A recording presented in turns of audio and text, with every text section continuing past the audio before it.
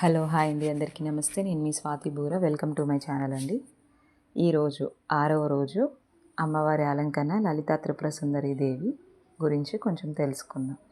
లలితా త్రిపుర సుందరి దేవిని లలితాంబిక, శ్రీమాత, లలిత, షోడశి, కామాక్షి మరియు రాజరాజేశ్వరి అని కూడా పిలుస్తారు. బ్రహ్మాండ పురాణంలో లలితోపాఖ్యానంలో ఆమె ఆది పరాశక్తిగా పేర్కొనబడింది. శాస్త్ర గ్రంథాలలో ప్రధానమైనది ఆమె లలితా సహస్రనామం మరియు సౌందర్య లహరిలో విస్తృతంగా ప్రశంసించబడింది. ఆయుధం పాశం, అంకుశ అంటే ఏనుగు, మునికోల, బాణం మరియు చెరుకు విల్లు ఈమె ఆయుధాలు. త్రిపుర అనే పదం 3 నగరాలు లేదా ప్రపంచాల భావనను తెలియజేస్తుంది.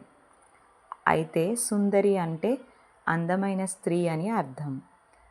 ఆమె మూడు ప్రపంచాలలో అత్యంత అందమైన స్త్రీని సూచిస్తుంది.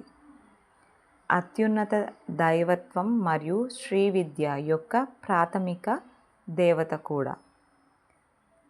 ఆమెను బ్రహ్మ, విష్ణు మరియు శివుడి పైన నుండి పాలించే అత్యున్నత చైతన్యంగా వర్ణించారు.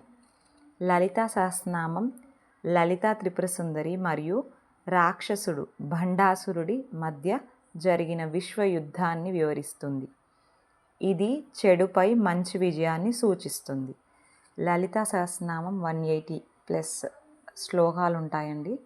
లలితా సహస్రనామం కుదిరితే నవరాత్రులు డైలీ చేసుకోవడానికి ట్రై చేయండి, చాలా మంచిదండి.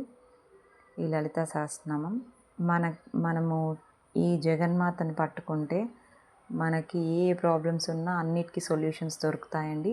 ఇది నేను చేస్తున్నాను, నమ్మాను. అమ్మని పట్టుకుంటే చాలండి, ఇంకా మనకి ఏది అవసరం లేదు. ఇంకొకటి, పెళ్ళైన ముత్తైదులు ఎర్లీ మార్నింగ్ లేవగానే మన తాళిబొట్టును లేసి కళ్ళకద్దుకొని సర్వమంగళ మాంగళ్యే శివే సర్వార్థ సాధికే శరణ్యే త్రయంబకే దేవి నారాయణి నమోస్తుతే ఈ శ్లోకం కనుక చదువుకొని ఆ తాళిబొట్టు కళ్ళకద్దుకుంటే ఆ అమ్మవారే మనకి ఏ ప్రాబ్లమ్స్ ఉన్నా, గండాలు ఏమైనా ఉన్నా కానీ అన్నీ చూసుకుంటుందండి.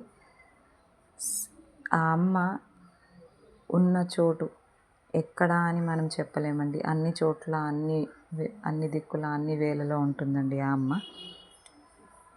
ఆ అమ్మ నామం ఓం శ్రీమాత్రే నమః. అమ్మ, ఈ వీడియో కనుక నచ్చినట్టయితే subscribe to my channel. Thank you.